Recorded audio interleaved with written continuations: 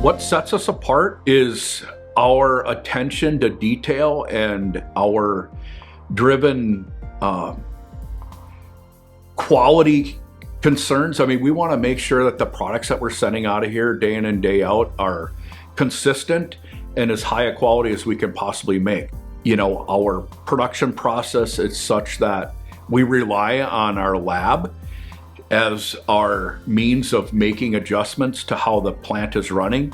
And if your lab data is not solid data, you can't make solid changes in your process. So we have two pieces of FOSS equipment on site. We have a DS3 unit, which is an NIR unit. We use that for essentially quick rapid tests. We use that in our fermentation process, on our DDG side, and on our high pro product side. And it can also measure in-process samples for those streams.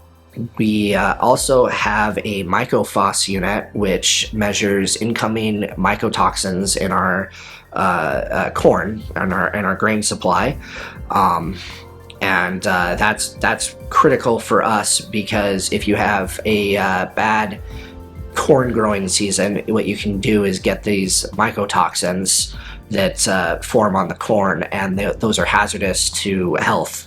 If they're ingested by people, if they're ingested by livestock, it can cause damage. So we monitor our incoming corn stream for these toxins to make sure that our incoming crop remains below a certain level.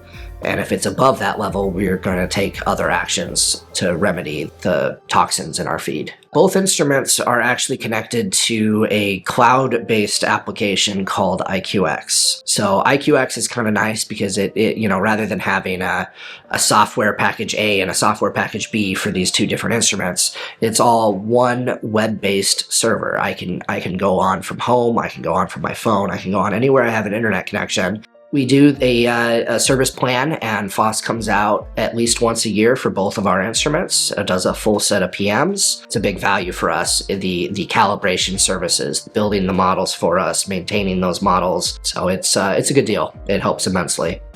We've always looked at fermentation as the key because it drives every single thing beyond that point. And the lab data and the equipment that we're using to get that data is very, very important. You know, we're constantly pushing the thresholds of what's possible. And in order to do that, you need to have good lab data, and you need to have things that you can rely on quickly.